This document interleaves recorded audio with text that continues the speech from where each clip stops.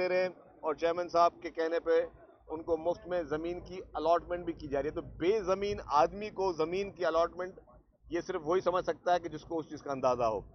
मैं समझता हूँ ये बहुत बड़ा काम है और ये दुनिया की तारीख का सबसे बड़ा मंसूबा चेयरमैन बिलावल भुट्टो ज़रदारी साहब बनाने जा रहे हैं। दुनिया की तारीख का सबसे बड़ा मंसूबा, इससे बड़ा मंसूबा आज तक दुनिया में कभी भी नहीं आया। कल भी वर्ल्ड बैंक की पूरी एक हाई पावर एक मीटिंग थी चीफ मिनिस्टर हाउस में, उसमें जो ये दुनिया की तारीख का सबसे बड़ा हाउसिंग मंसूबा उसकी भी तारीफ हुई। ये जो येलो लाइन BRTB भी उन्होंने बहुत ही सेटिस्फेक्शन का मुजाहरा किया कि वो सेटिस्फाइड हैं इस प्रोग्रेस से। तो आप देख रहे हैं कि चेयरमैन बिलावल भुट्टो ज़रदारी साहब के कहने पे पूरी हुकूमत सिंध, चीफ मिनिस्टर साहब और सब के सब लोग जो हैं वो मुतहर हैं कि और हर महकमे में कोशिश की जा रही है कि लोगों को बेहतर से बेहतर सहूलियत दी जाए। एनर्जी का जो सबसे बड़ा क्राइसिस है उसमें मुफ्त में जो है वो सोलर पैनल दिए जा रहे हैं। उसमें भी कुछ प्रोजेक्ट ऐसे हैं जो कि वर्ल्ड बैंक के साथ भी कर रहे हैं। और इस वक्त टारगेट जो 4 लाख घरों को, 4 लाख खानदानों को मुफ्त में उनके बिजली के बिल अब उनको नहीं देने पड़ेंगे, उनका सोलर से उनका गुजारा चलेगा। तो ये एक बहुत बड़े इनकलाबी चीज़ें हैं। ये सिर्फ अवामी हुकूमतें जो कि अवाम का दर्द समझती हैं और जिनको पता है कि अवाम के असल मसाइल क्या हैं, ये सिर्फ वही हुकूमतें ये चीज़ें कर सकती हैं जो कि पाकिस्तान पीपल्स पार्टी की हुकूमत सिंध हर फील्ड में कर रही है। शर्जील साहब ये बताएं कि इस वक्त पंजाब में सैलाबी सूरत हाल है, 2022 का सैलाब जिसका आप घरों का जिक्र कर रहे हैं, सिंध ने क्या तैयारी की है? क्योंकि ये पानी आएगा तो सारा दरियाई सिंध में, पंजाब का भी, हिंदुस्तान का भी, कश्मीर का भी, गिलगित का भी, सारा पानी यहाँ आएगा, तो क्या तैयारी है आपकी? देखिए जी, चीफ मिनिस्टर साहब ने पहले भी मीटिंगें की हैं और डेफिनेटली पंजाब में इस वक्त सूरत हाल ख़राब है। पंजाब में सैलाबी की वजह से बहुत ज़्यादा उनके जो शहर और देही इलाके जो इस वक्त बहुत तकलीफ़ में हमें एहसास है। पंजाब हुकूमत को किसी भी किस्म की कोई कॉपरेशन चाहिए तो हुकूमत सिंध हाजिर है। हुकूमत सिंध पहले जब खैबर पख्तूनख्वा में और गिलगित बल्तिस्तान में हुआ तब भी हुकूमत सिंध वहाँ पे आपने देखा कि हुकूमत सिंध की तरफ से वहाँ पे हमारे रिहेबिलिटेशन मिनिस्टर्स वहाँ गए, वहाँ पे इमदाद भेजी। अभी भी पंजाब को कोई भी हेल्प चाहिए किसी भी किस्म की सैलाबी उस सूरत हाल निपटने के लिए तो सिंध हुकूमत बिल्कुल मौजूद है। सिंध हुकूमत ने माजी में भी बहुत बड़े चैलेंजेस किए। अभी भी आपने कहा अगर ये पानी सिंध में आया तो डेफिनेटली माजी में भी बहुत 2010 में, 2011 में, फिर बाद में भी जो 2022 में जो भी तूफ़ानी बारिशें भी सिंध ने देखी हैं, तूफ़ानी सैलाब भी देखे हैं। तो अल्लाह ना करे यहाँ सूरत हाल हो, लेकिन अगर इस तरह की सूरत हाल है जो कि थोड़े बहुत असरात नज़र आ रहे हैं तो we are very much prepared. हम अपने लोगों के साथ होंगे, उन लोगों के साथ। लेकिन इधर इस बार थोड़ा सा मैं समझता हूँ कि अल्लाह ने चाहा इंशाल्लाह तो खदशा इसलिए थोड़ा कम होगा नुकसानात का जो कि मैं फोर्सी कर रहा हूँ। हो सकता है कि अल्लाह का मैं ठीक हूँ क्योंकि इस बार लोगों के जो है वो अपने घर बन चुके हैं। पहले होता क्या, जब बरसात होती थी तो वही बरसात में लोग अपने घरों को छोड़ के सड़कों पे आके रहते थे, नकल मकानी करते थे, हॉस्पिटल्स में, स्कूल्स में, जहाँ पे लोगों को शेल्टर मिलते थे। अब लोगों को काफ़ी हद तक जो है 8 लाख से ज़्यादा जो है घर वो जो हैं वो लोगों की छतें जो हैं वो बन चुकी हैं जो कि 21 लाख का टारगेट है। तो वो थोड़ा कम होगा लेकिन फिर भी हुकूमत अपने आवाम के साथ रहेगी। हुकूमत एक पैर पे खड़े होकर भी जो है वो अपने आवाम के लिए काम करती रहेगी और मुश्किल वक्त में खुदा न खास्ता कोई सूरत हाल हुई तो हम उसको जो है वो लोग नहीं छोड़ेंगे। लेकिन मुझे एक चीज़ अजीब लगी कि जिस तरह कराची में बरसातों पे जब हुई, जो कि एक नेचुरल बरसात कराची में थी और 3-4 घंटे, 5-6 घंटे के लिए ज़्यादा लोग उनको बहुत ज़्यादा तकलीफ का सामना करना पड़ा, हमें उसका पूरा एहसास भी है क्योंकि वो जो नेचुरल डैम में पानी जाना था। लेकिन कुछ मीडिया हाउसेस ने बाकायदा स्पेशल कैंपेनें चलाई जो है कराची की बरसात पे। मुझे नज़र नहीं आए वो ही जो ख़ास मखसूस मीडिया हाउसेस जो कि पंजाब में इस वक्त उन बेचारे जो घरों से नकल मकानी कर रहे हैं उस, या जो लोग बेचारे इस वक्त सड़कों पे वहाँ पे कोई कैंपेनें चलते हुए नज़र नहीं आई।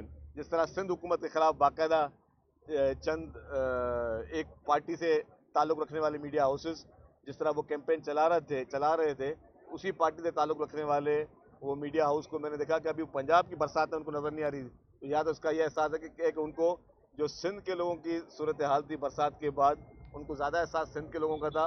पंजाब में लोग बेचारे जो कि इस वक्त बरसाती और सैलाब की वजह से जो नकल मकानी कर रहे हैं या बेघर हो गए उनका उनको एहसास नहीं है। तो मैं ये शिकायतन करूँगा कि मैं नहीं चाहता कि किसी के भी खिलाफ कैंपेन हो। पंजाब में भी जो हो रहा है मैं पंजाब गवर्नमेंट को बिल्कुल उस पर ब्लेम नहीं करूँगा। बिल्कुल मैं एक वाज़ेह बात करूँ, क्योंकि वहाँ पे एक नेचुरल डिजास्टर होते हैं, जब इस तरह की चीज़ें होती हैं तो हुकूमतों को फेस करना होता है। इसी तरीके से कराची में 200 और 250 मिलीमीटर बारिश अगर 1-1.5 घंटे में हुई तो उसमें हुकूमतों को ब्लेम नहीं करना चाहिए, उसमें सोचना चाहिए कि जी यहाँ पे सूरत हाल ये ऐसी है कि जी यहाँ पे टाइम लगेगा पानी निकलने के लिए, लेकिन इंतजामिया मौजूद है। लेकिन जो लोग यहाँ पे कैंपेन चलाते हैं, जो खास मीडिया हाउसेस चंद पार्टी से ताल्लुक़ रखने वाले, तो मैं समझता हूँ कि उनको ये चीज़ें बैलेंस करके देखना अच्छा चाहिए। शर्जील साहब, ये बता दें कि कल सुना है कि प्रेसिडेंट साहब के साथ सीएम साहब और आप सीनियर वज़रा की कोई तवील नशस्त हुई है। मुख्तलिफ कयास आराइयाँ जो है इस हवाले से कही जा रही है कि कैबिनेट में चेंजिंग हो रही है। और दूसरा इसके साथ ये भी बता दें कि नए सूबों का मामला भी बड़ा गर्म करके जो है उठाया जा रहा है। तो ये आपका प्रेसिडेंट साहब के साथ क्या मामला हैं? कोई काबीना की तब्दीलियाँ, कुछ और इशूज़ हैं, क्या मामला है? देखिए जी, काबीना की तब्दीली चीफ मिनिस्टर साहब का स्वाबदीद इख्तियार है और जब वो चाहेंगे तब्दीली करेंगे।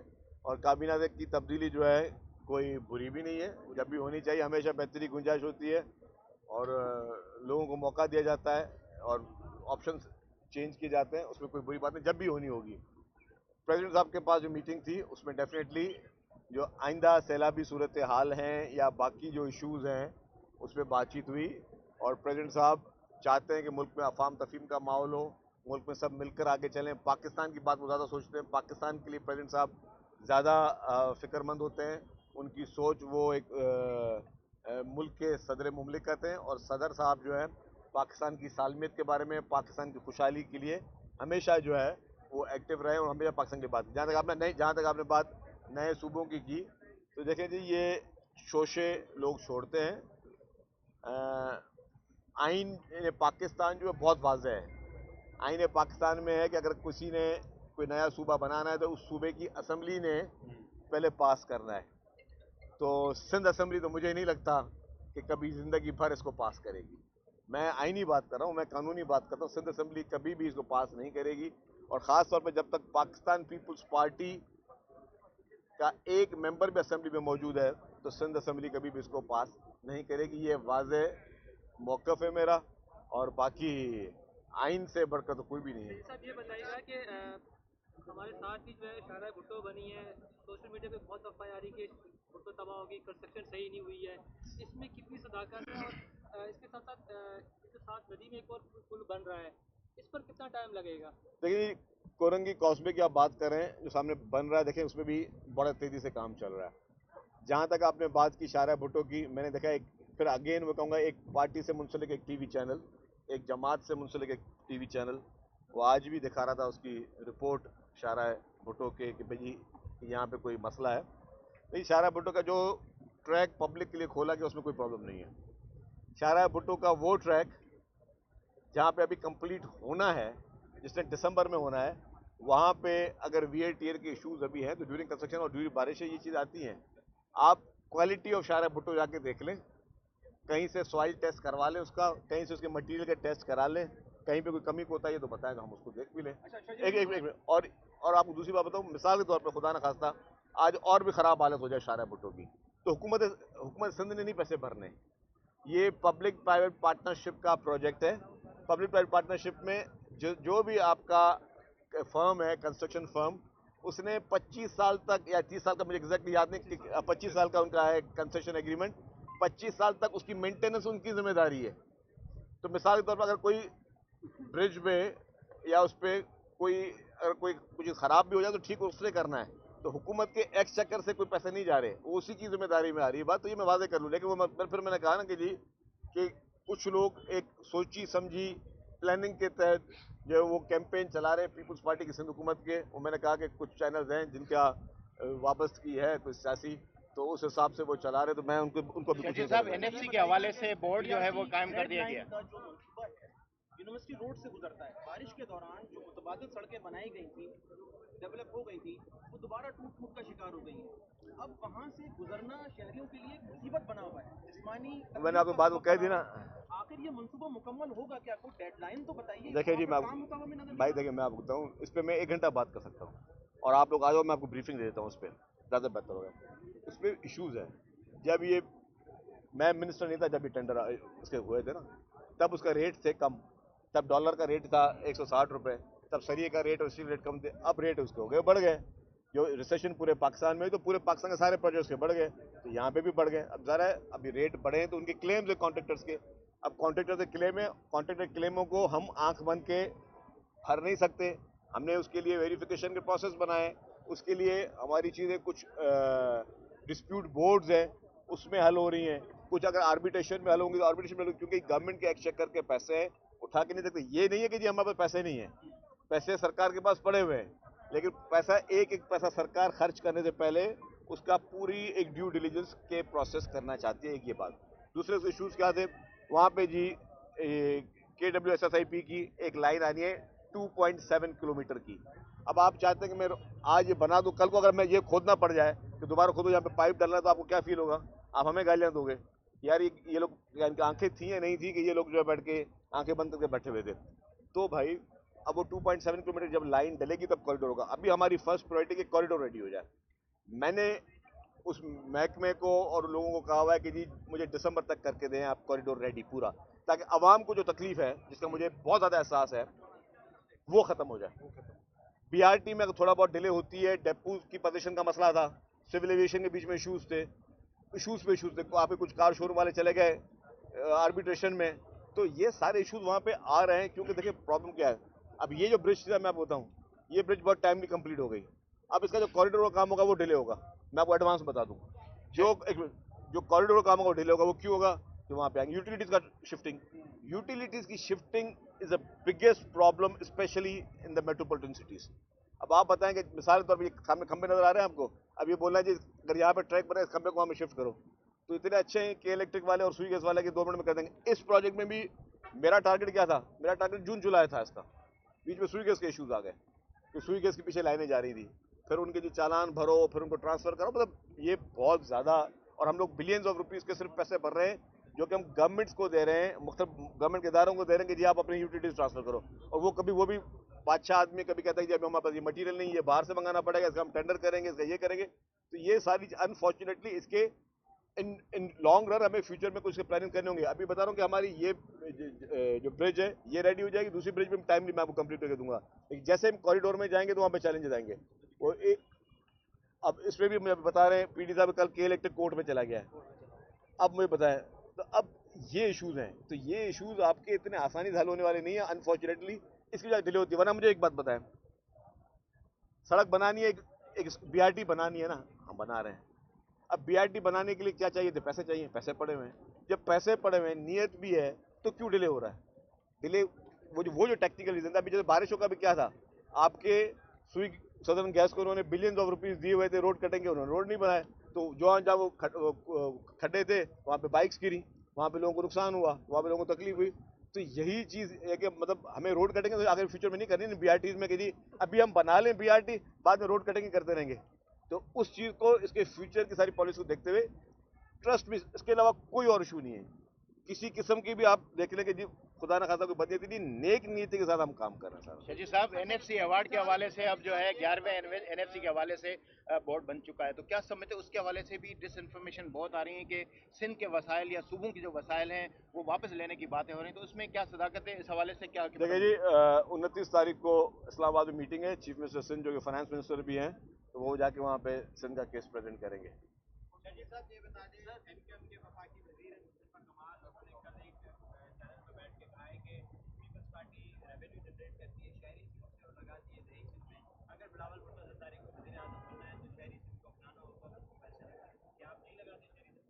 अच्छा मेरी बात सुने, ये जितने भी आप स्कीमें देख रहे हो, मुझे सिंध के देही इलाकों में इतनी बड़ी स्कीम बताओगे, ये कितने बिलियन का एक BRT बन रही है, फिर कितने बिलियन की दूसरी BRT बन रही है, फिर ये शाहराह भुट्टो कितना कितना बड़ा प्रोजेक्ट है। इस तरीके से पूरे कराची में जो अभी हब डैम पे पैसे खर्च हो रहे हैं, मतलब यू कैन नेम इट, कितने अंडर पासेस बन रहे हैं, कितनी स्कीम बन रही है।